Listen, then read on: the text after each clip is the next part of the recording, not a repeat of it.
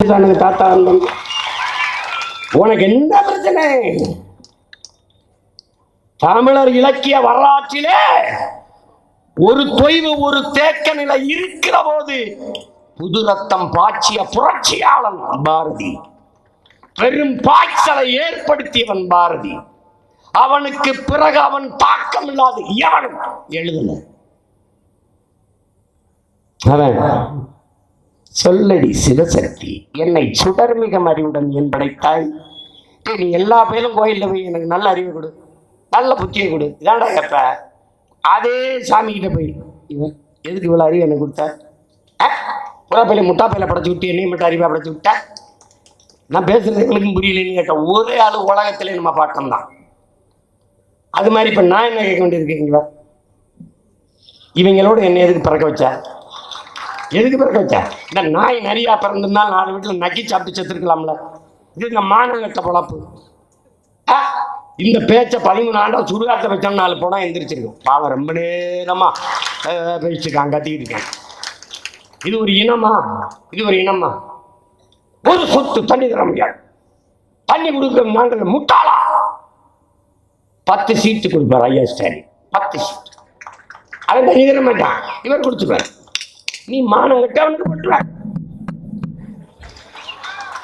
டேய், இப்ப சொல்ற உண்மையிலேயே நான் வந்து தீவிரவாதியா எல்லாமே இருக்கிறதுக்கு நீ பாராட்டும்டா. நான் ஜனநாயகவாதியா இருக்கிறதுக்கு என்னை கும்பிடுங்களா போனோம். என் ஆள் மனதில் இருக்கிற ஆத்திரம், கோபத்தை வெளிக்காட்டாம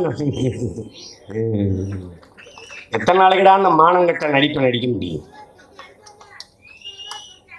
இந்தா இப்பதான் ஒருத்தன் சொல்றான் அடிப்பம்னே, அடிப்பம்ன்றான். 10 சீட்டுங்க. ஒருத்தர் பத்திரிகையாளரை சந்திச்சு ஒரு சொட்டு தண்ணி தர முடியாது என்று சொன்ன காங்கிரஸோட எதற்காக கூட்டணி? எவனா கேட்டுக்கணும்? அந்த கட்சி வெல்வதற்கு வேலை செய்த பெருமக்கள் என்றால்தான் பாடகடி தூக்கிட்டு போறான். நான் தான் அதுக்கும் சத்தம் போடுவேன் அப்படின்னு. 10 சீட்டு, ஒரு சொட்டு தண்ணி கிடையாது. நீ உடனே ஒரு ஓட்டு உனக்கு கிடையாது. முடிவெடுத்துக்கணும்டா. மான தமிழச்சி மாறல, பால் குடித்த நீ அந்த முடிவெடுத்துக்கணும்டா. வீர பரம்பரையில் வந்தவன், மானம் அறம் வீரம் எல்லாம் உயிரென்று வாழ்ந்தவன். நீ முடிவெடுத்துக்கணும். ஒரு சீட்டு 10 சீட்டு வாச விட்டுறா. தண்ணி கொடுக்கணும், கொண்டு வாண்டா தமிழ. அந்த ரோசை இருக்கும்டா. நீ கொடுத்துட்டு 10 சீட்டு கொடுத்தாச்சு போட்டுவேன். கிறிஸ்தோர் இஸ்லாமியருக்கு திமுக தான் பாதுகாப்பு. ஜெயிலே வச்சு பாதுகாக்கிறாங்க 30 வருஷமா.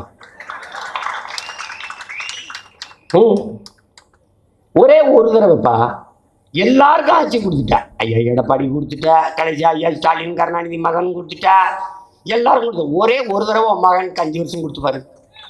ஒரு தடவை நீ வருந்துவ. எப்படி வருந்துவ? அப்பவே கொடுத்துருக்கலாம். 10 வருஷத்துக்கு முன்னாடியே கொடுத்துருக்கலாம். அந்த புள்ள எப்பவோ இதெல்லாம் சரி பண்ணியிருக்கான். வயது முதிர்ந்த தாயெல்லாம் நான் சாகிறதுக்குள்ள உன் ஆட்சியில் வாழ்ந்துட்டு